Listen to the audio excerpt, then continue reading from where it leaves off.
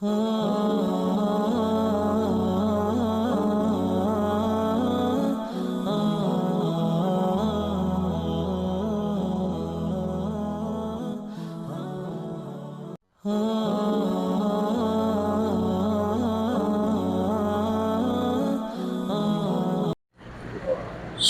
علیکم ورحمۃ اللہ وبرکاتہ۔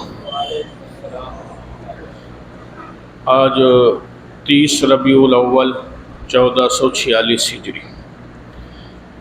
الحمدللہ وکفی وسلام علی عبادہ الذین اصطفی، اما بعد فاعوذ باللہ من الشیطان الرجیم، بسم اللہ الرحمن الرحیم۔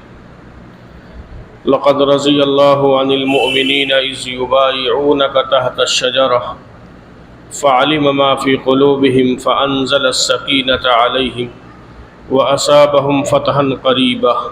صدق اللہ العظیم۔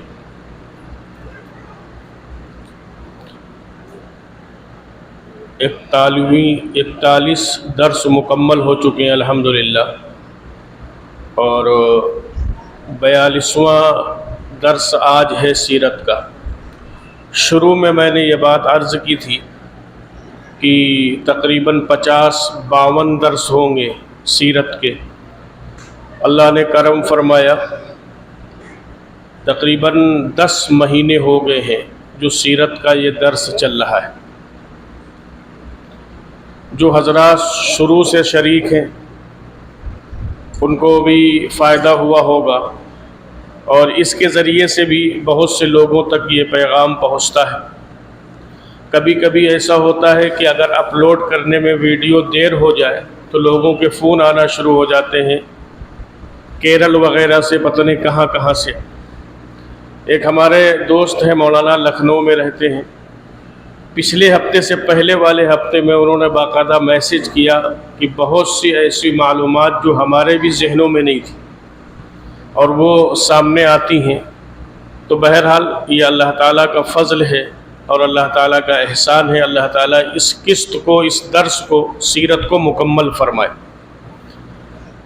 بات چل رہی تھی غزوہ خندق کی، اور وہ تقریباً غزوہ خندق مکمل ہو چکا۔ اس کا ایک واقعہ رہ گیا تھا، میں اس ایک واقعے کی طرف اشارہ کرنا چاہتا ہوں۔ خندق کے موقع پر یہ آپ نے سنا ہوگا کہ جناب رسول اللہ صلی اللہ علیہ وسلم نے اپنے پیٹ پر 2 پتھر باندھے تھے۔ یہ پچھلی کسی واقعے میں، کسی قسط میں یہ بات آئی تھی۔ تو کچھ لوگ، کچھ صحابہ اکرام حضور کی خدمت میں حاضر ہوئے اور عرض کیا کہ یا رسول اللہ صلی اللہ علیہ وسلم، اب بھوک کی وجہ سے سیدھا کھڑا ہونا مشکل ہو رہا ہے۔ خندق کھودنا یہ ایک مشکل کام تھا، پھر جہاں چٹان ہو وہاں پر خندق کھودنا اور مشکل کام تھا۔ اور میں نے اس سے پہلے عرض کیا کہ معاشی اعتبار سے بہت کمزور تھے اس وقت مسلمان۔ حضرت جابر رضی اللہ تعالی عنہ نے جب یہ بات سنی اور یہ منظر دیکھا تو اپنے گھر تشریف لائے اور اپنی اہلیہ سے کہا کچھ کھانے کو ہے؟ تو کہا تھوڑا سا آٹا ہے اور ایک بکری کا بچہ ہے۔ حضرت جابر رضی اللہ تعالی عنہ نے اس کو ذبح فرمایا اور اپنی اہلیہ سے کہا کہ اس کا گوشت تیار کرو، اور جا کر حضور صلی اللہ علیہ وسلم کے کان میں کہا کہ آپ کی دعوت ہے اور آپ کے ساتھ چند صحابہ، 2-4 صحابہ کی دعوت ہے۔ حضور علیہ السلام نے جب یہ بات سنی تو آپ نے اس پورے مجمع میں اعلان فرما دیا کہ جابر کے یہاں سب کی دعوت ہے۔ اب وہ پریشان ہو گئے کہ کھانا تو چند لوگوں کا ہے اور یہاں تو سینکڑوں لوگ ہیں۔ پھر وہ بھاگے ہوئے گھر آئے، انہوں نے اپنی اہلیہ سے تذکرہ کیا تو وہ بھی صحابیہ تھیں، نبی کی تربیت یافتہ تھیں۔ تو انہوں نے کہا کہ سب کی دعوت آپ نے کی ہے؟ تو کہا کہ میں نے نہیں کی ہے، رسول اللہ صلی اللہ علیہ وسلم نے اعلان فرمایا ہے۔ تو ان کی اہلیہ نے کہا گھبرانے کی ضرورت نہیں، اب نبی جانے اور صحابہ جانے۔ چنانچہ حضور تشریف لائے اور جس ہانڈی میں سالن بن رہا تھا اس میں اپنا لعاب دہن ڈالا اور کہا کہ سالن نکالتے رہو اور روٹی پکتی رہے۔ چنانچہ تقریباً 1500 صحابہ نے اس کو کھایا۔ یعنی چند لوگوں کا کھانا 1500 صحابہ کے لیے کافی ہو گیا. اللہ تعالیٰ نے آپ کے لعاب دہن کی برکت یہ ڈالی کہ وہ چند لوگوں کا کھانا 1500 لوگوں کے لیے کافی ہو گیا. یہ حضور علیہ السلام کا معجزہ تھا. اب میں یہ 5 ہجری کے واقعات ہوئے. اب اگر اصل میں ایک ایک واقعے پر بات کی جائے تو میں سمجھتا ہوں سالوں سیرت مکمل نہیں ہوگی. تو کچھ اہم جو واقعات ہوتے ہیں تو ان اہم واقعات کو آپ کے سامنے رکھے جاتے ہیں. باقی جو اور چھوٹے موٹے واقعات ہوتے ہیں ان کو چھوڑ دیا جاتا ہے تاکہ سیرت کو جلدی کمپلیٹ کر لیا جائے اور مکمل کر لیا جائے. تو سن 6 ہجری میں حدیبیہ ہوئی، جس کو صلح حدیبیہ کے نام سے سب کے ذہنوں میں ہوگا اور سب اس کو جانتے ہوں گے. اور صلح حدیبیہ کے فوراً بعد یہ سورہ فتح نازل ہوئی. انا فتحنا لک فتحا مبینا. یہ سورہ حدیبیہ کے بعد نازل ہوئی. حالانکہ اگر اس کا پس منظر دیکھیں صلح حدیبیہ کا تو ایسا لگتا ہے کہ دب کر صلح ہوئی. اور اللہ آیت کیا نازل فرما رہا ہے کہ یہ فتح مبین ہے. فتح مبین کی خوشخبری اللہ تبارک و تعالی سنا رہے ہیں. تو بہرحال صلح حدیبیہ آپ سب کو اس کا تذکرہ آپ کے سامنے ہوا. جب یہ سورت نازل ہوئی تو اس سے جناب رسول اللہ صلی اللہ علیہ وسلم کو بہت خوشی اور حضور کو بڑی مسرت ہوئی. صلح حدیبیہ کا پس منظر، حضور علیہ السلام نے خواب دیکھا اور وہ خواب یہ دیکھا کہ ہم اپنے ساتھیوں کے ساتھ عمرہ کر رہے ہیں، یعنی صحابہ اکرام کے ساتھ عمرہ کر رہے ہیں. اور آپ نے دیکھا کہ کچھ صحابہ حلق کروا رہے، یعنی بال کو منڈا رہے، کچھ بال کو چھوٹے کرا رہے. پیغمبروں کے پاس وحی آنے کے 2 ذرائع ہوتے تھے. ایک تو یہ کہ حضرت جبرائیل علیہ السلام وحی لے کر آتے تھے. دوسرے یہ کہ کبھی کوئی حکم اللہ تعالیٰ کا ہوتا تھا تو وہ خواب کے ذریعے دکھلایا جاتا تھا. جیسے آپ کے ذہن میں ہوگا حضرت ابراہیم خلیل اللہ علیہ السلام، انہوں نے خواب دیکھا تھا اور اپنے بیٹے سے کہا تھا یا بنی انی ارا فی المنام انی اذبحک فانظر ماذا ترى، کہ اے بیٹے میں نے خواب دیکھا ہے کہ میں تجھے ذبح کر رہا ہوں، فانظر ماذا ترى، بس تمہاری کیا رائے ہے؟ قال یا ابت فعل ما تؤمر ستجدنی ان شاء اللہ من الصابرین. تو اسماعیل علیہ السلام نے فرمایا تھا کہ اے ابا جان جو آپ کو حکم ملا ہے اس کو آپ کر گزرے. تو نبی کا خواب وحی کے مانند ہوتا ہے. جیسے حضرت جبرائیل کوئی اللہ کا پیغام لے کر نبی کے پاس آتے ہیں، جو حیثیت اس کی ہوتی ہے وہی حیثیت نبی کے خواب کی ہوتی ہے. اب کہیں ہم اور آپ نہ خواب دیکھ کے کوئی فیصلہ کرنے لگیں، معلومات دن بھر جو سوچا رات میں وہی خواب دیکھ لیا، ہم سوچتے ہیں ہمارا خواب بھی کچھ حیثیت رکھتا ہوگا. تو بہرحال حضور علیہ السلام نے خواب کیا دیکھا؟ لقد صدق اللہ رسولہ الرؤیا بالحق لقد خلن المسجد الحرام ان شاء اللہ آمنین محلقین رؤوسکم ومقصرین لا تخافون. یہ حضرت حضور پاک علیہ السلام نے خواب دیکھا تو صحابہ کے سامنے اس کا تذکرہ کیا. اب صحابہ کے اندر جوش آ گیا کہ خانہ کعبہ جائیں اور خانہ کعبہ کا طواف کریں، عمرہ کریں. تو صحابہ تیار ہو گئے. خواب دکھلایا گیا تھا لیکن خواب میں یہ تعین نہیں تھا کہ ابھی آپ جا کر عمرہ کریں گے یا آپ اگلے سال عمرہ کریں گے، یہ تعین نہیں تھا. اللہ کی طرف سے خواب دکھلایا گیا. حضور علیہ السلام نے اس خواب کا تذکرہ کیا اور اس کے بعد میں 1500 صحابہ تیار ہو گئے کہ ہم آپ کے ساتھ عمرے کے لیے چلیں گے. میں آگے بڑھنے سے پہلے ایک بات کہوں کہ اگر اللہ تعالیٰ نے وسعت دی ہو اور کبھی کسی مشکل میں گھرو، کبھی کسی پریشانی میں گھر جائیں تو چلے جائیں ٹکٹ اور ویزا لگوا کے اللہ کے دربار میں اور نبی کے دربار میں، اور وہاں جا کر اپنی حاجت رکھیں کہ اللہ یہ مشکلات ہیں، یہ پریشانیاں ہیں. تو امید یہ ہے کہ اللہ تعالیٰ ان مشکلات کو دور فرما دے گا. اللہ نے وسعت دی ہو، مشکلات میں گھرے اور اللہ نے مالی وسائل بھی دیے ہوں تو پہنچ جائے وہاں. میں نے گزشتہ جمعے یہ بات رکھی تھی شاید کہ اگر آپ کو بدھ کا دن مل جائے مدینہ منورہ میں تو بدھ کے دن ظہر کی نماز مدینے میں ادا کریں اور 7 مساجد جو ہے وہاں چلے جائیں. وہاں کالے پتھر کی ایک مسجد ہوگی, ظہر کے بعد وہاں دعا کریں. اس بات کی امید ہے کہ جو پریشانی, جو دقت اور جو تکلیف ہوگی, اللہ تبارک و تعالی اس پریشانی اور اس دقت کو انشاءاللہ دور فرما دیں گے. تو بہرحال 1500 صحابہ کرام تیار ہو گئے. حضور علیہ السلام صحابہ کو لے کر اور اپنے جانوروں کو لے کر چلے, ذوالحلیفہ پہنچے. جب ذوالحلیفہ پہنچے تو وہاں پہنچنے کے بعد میں حضور صلی اللہ علیہ وسلم نے اور صحابہ نے احرام باندھا. احرام کی چادر پہن لینے سے آدمی محرم نہیں ہوتا ہے, بلکہ احرام کی چادر پہننے کے بعد میں 2 رکعت نفل نماز پڑھے گا اور تلبیہ پڑھے گا, اور تلبیہ پڑھنے کے بعد میں پھر عمرے کی نیت یا حج کی نیت کرے گا, پھر وہ محرم ہوگا, پھر اس پر احکام لاگو ہوں گے. تو ذوالحلیفہ پہنچ کر حضور علیہ السلام نے احرام باندھا, صحابہ نے احرام باندھا, نیت کر لی. اور یہ جو سفر تھا سن 6 ہجری میں, یہ ذیقعدہ کا مہینہ تھا جس میں رسول اللہ صلی اللہ علیہ وسلم تشریف لے گئے تھے. اور پھر وہاں سے آپ چلے تو مکہ مکرمہ سے پہلے حدیبیہ ایک جگہ ہے. حدیبیہ اصل میں ایک کنویں کا نام تھا, وہ کنواں آج بھی وہاں موجود ہے. اب حدیبیہ کا نام بدل دیا گیا, اس کو شمیسیہ کہتے ہیں. جو حدیبیہ تھا جس کو قرآن میں تذکرہ ہے اس کو اب شمیسیہ کہتے ہیں.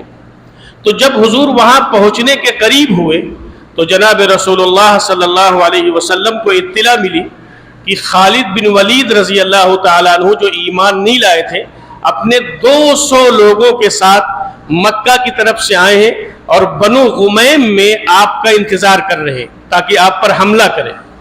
حضور علیہ السلام کو اطلاع مل گئی تو حضور علیہ السلام نے راستہ بدل دیا, اور راستہ بدلنے کے بعد میں آپ حدیبیہ پہنچ گئے. وہاں ایک کنواں تھا, وہاں آپ نے اپنا قیام فرمایا. اور اس کے بعد میں پھر آپ کے ساتھ آپ کی جو مشہور اونٹنی تھی جس کا نام قصوہ تھا, جب اس اونٹنی کو مکہ کی طرف چلایا جاتا تو وہ چلنے کو تیار نہ ہوتی, اور مکہ کے علاوہ کسی اور طرف چلایا جاتا تو وہ اونٹنی چل دیتی. تو حضور علیہ السلام نے فرمایا کہ اس کو یہیں ٹھہرنے کا حکم ہے, لہٰذا حضور صلی اللہ علیہ وسلم نے یہیں قیام فرما لیا. جو حضرات عمرہ کرنے جاتے ہیں اور اگر صاحب دل ہو, اللہ تعالیٰ نے بعض حضرات کو دیا ہے جس سارے لوگ مسجد عائشہ سے عمرہ کرتے ہیں. مسجد عائشہ سے عمرہ کرنے کی اجازت ہے, لیکن مسجد عائشہ سے عمرہ کرنا مسنون نہیں ہے. یہ ذہن میں رکھیے گا, اجازت الگ ہوتی ہے اور مسنون الگ ہوتا ہے. ایک تو طریقہ یہ ہے کہ آدمی یہاں سے پہنچا, مکہ پہنچ گیا, عمرہ کر لیا, اور اگر پہلے مدینہ گیا اور مدینے سے آیا تو ذوالحلیفہ آیا تو وہ سنت عمرہ, مسنون عمرہ کہلاتا ہے. اگر اللہ تعالیٰ نے وسعت دی ہو تو آپ جب جائیں عمرہ کرنے تو میں بات سمجھیے گا, مسجد عائشہ سے احرام باندھنے کو منع نہیں کر رہا ہوں میں, اجازت ہے لیکن مسنون نہیں ہے. مسنون دو جگہیں ہیں وہاں. ایک جعرانہ ایک جگہ ہے, 35 کلومیٹر تقریباً ہوگی. تو اگر اللہ تعالیٰ توفیق دے تو جب مکہ میں عمرہ کریں تو جعرانہ چلے جائیں, وہاں سے احرام باندھ کر آئیں.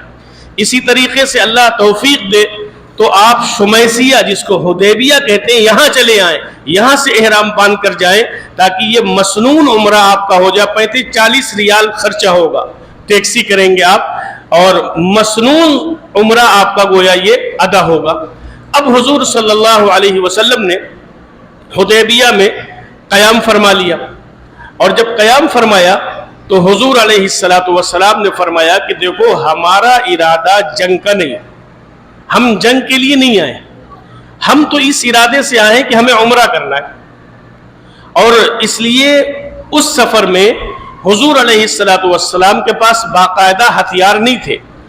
جو اس زمانے میں سفر میں جتنے ہتھیار کی ضرورت ہوتی تھی تاکہ دشمن اگر آ جائے, سفر میں کوئی لٹیرا ڈاکو چکا آ جائے تو اس سے حفاظت کے لیے جتنی ہتھیار کی ضرورت ہوتی تھی تو وہ آپ کے ساتھ تھے. وہاں پر ایک تالاب تھا جس سے صحابہ اکرام پانی لیتے تھے, استعمال کرتے تھے. تو صحابہ نے حضور سے آ کر عرض کیا کہ یا رسول اللہ صلی اللہ علیہ وسلم تالاب کا پانی ختم ہو گیا.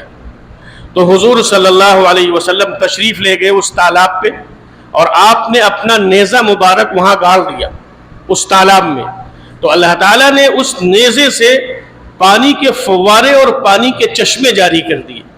صحابہ فرماتے ہیں کہ ہم 1500 لوگ تھے, وہ پانی ہمارے لیے کافی ہو گیا.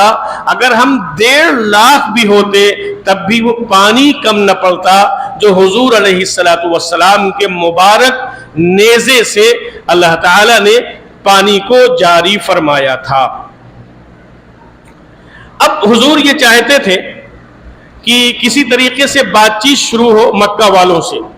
احرام کی حالت میں نیت بھی کر لی ہے. تو حضور علیہ السلام نے سب سے پہلے جو مکہ بھیجا, ایک صحابی تھے حضرت خراش رضی اللہ تعالی عنہ. ان کو جناب رسول اللہ صلی اللہ علیہ وسلم نے مکہ بھیجا کہ یہ جا کر مکہ والوں سے کچھ گفتگو کریں. مکہ کے لوگوں نے حضرت خراش کا جو اونٹ تھا اس کو ذبح کر دیا اور حضرت خراش رضی اللہ تعالی عنہ کے قتل پر آمادہ تھے. لیکن وہاں کے کچھ لوگوں نے بیچ میں پڑے اور کہا کہ سفیر کو ہم لوگ قتل نہیں کرتے ہیں اور سفیر کو قتل کرنا یہ مناسب بھی نہیں ہے, لہٰذا حضرت خراش رضی اللہ تعالیٰ عنہ کو چھوڑ دیا. وہ جب آئے تو جناب رسول اللہ صلی اللہ علیہ وسلم کو اطلاع دی اور کہا وہ یہ کہتے ہیں کہ ہم آپ کو عمرہ بھی نہیں کرنے دیں گے, آپ کو یہاں سے ہر حال میں واپس جانا پڑے گا, یعنی حدیبیہ سے آگے وہ آپ کو پڑھنے نہیں دیں گے. تو حضور صلی اللہ علیہ وسلم نے سیدنا عمر ابن خطاب رضی اللہ تعالیٰ عنہ سے مشورتاً عرض کیا کہ تم چلے جاؤ.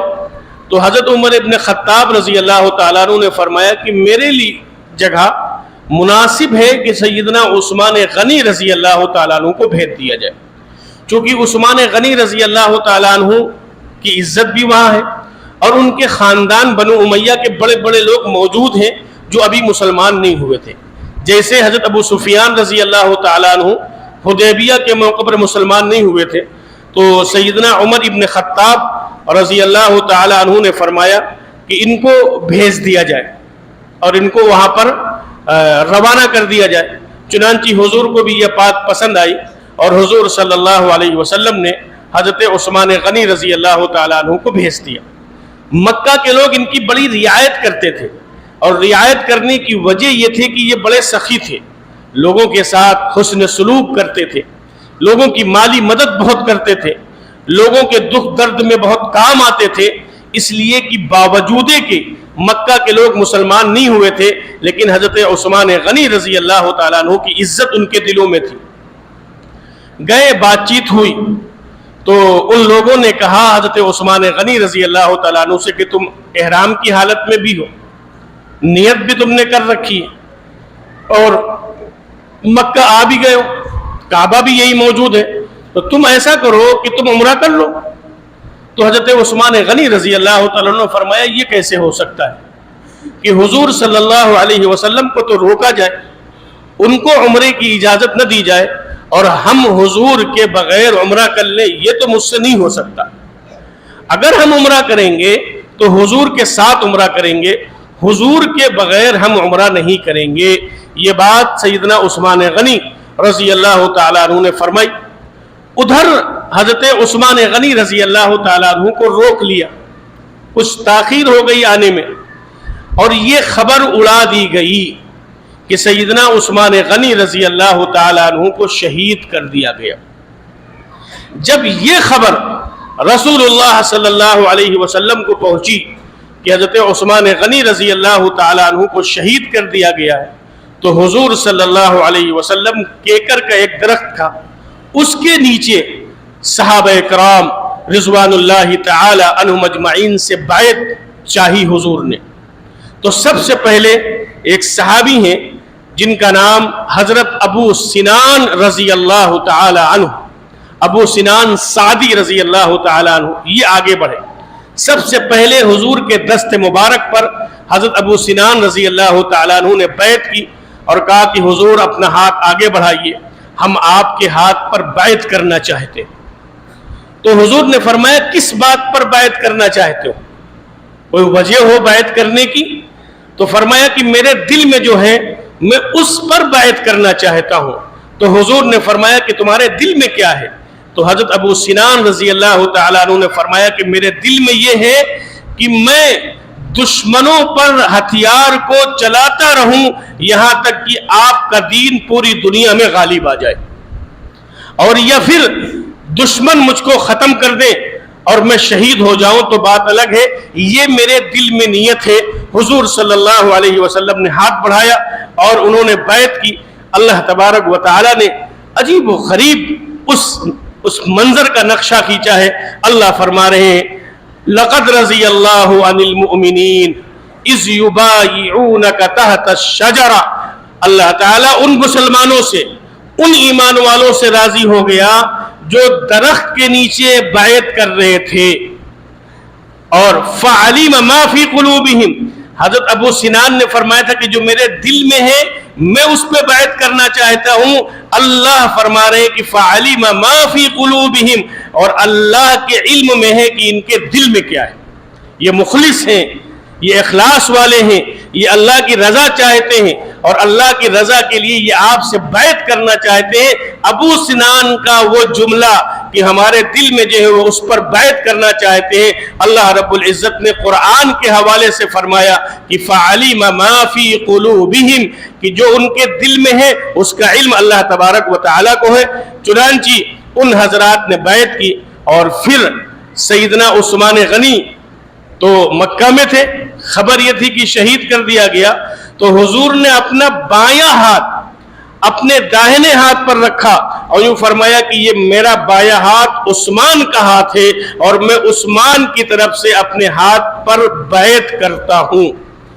یہ نرالا اعزاز اگر آپ دیکھیں تو سیدنا عثمان غنی رضی اللہ تعالیٰ عنہ کو جو حاصل ہوا ہے اس روئے زمین پر کسی صحابی کو حاصل نہیں ہوا کہ حضور نے اپنا ہاتھ دے کر ہی فرمایا ہو کہ یہ عثمان کا ہاتھ ہے۔ اسی طریقے سے ایک نرالا انداز اور انوکھا اعزاز اللہ تعالیٰ نے حضرت عثمان غنی رضی اللہ تعالیٰ عنہ کو یہ عطا فرمایا تھا کہ ان کے نکاح میں حضور صلی اللہ علیہ وسلم کی دو بیٹیاں یکے بعد دیگرے تھیں۔ ایک بیٹی کا نکاح حضرت عثمان سے کیا، جب ان کا انتقال ہو گیا تو حضور نے اپنی دوسری بیٹی کا نکاح سیدنا عثمان غنی رضی اللہ تعالی عنہ سے کر دیا، اور اس روئے زمین پر 1.25 لاکھ نبی اور رسول آئے ہیں، کسی نبی کے ماننے والے کو کسی نبی کی دو بیٹیاں نہیں ملی، صرف حضرت عثمان غنی رضی اللہ تعالیٰ عنہ کو حضور کی دو بیٹیاں ان کے نکاح میں رہے یکے بعد دیگرے۔ تو یہ انوکھا اعزاز اللہ تبارک و تعالیٰ نے سیدنا عثمان غنی رضی اللہ تعالیٰ عنہ کو عطا فرمایا۔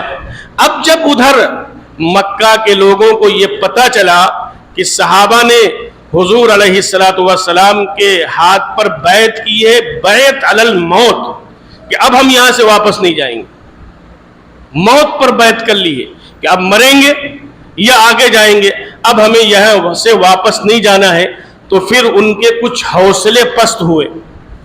جو مکہ کے مشرکین تھے ان کے حوصلے پست ہوئے، چنانچہ بنو خزاعہ ایک قبیلہ تھا مکہ مکرمہ میں، اس کے سردار تھے بدیل ابن ورقہ۔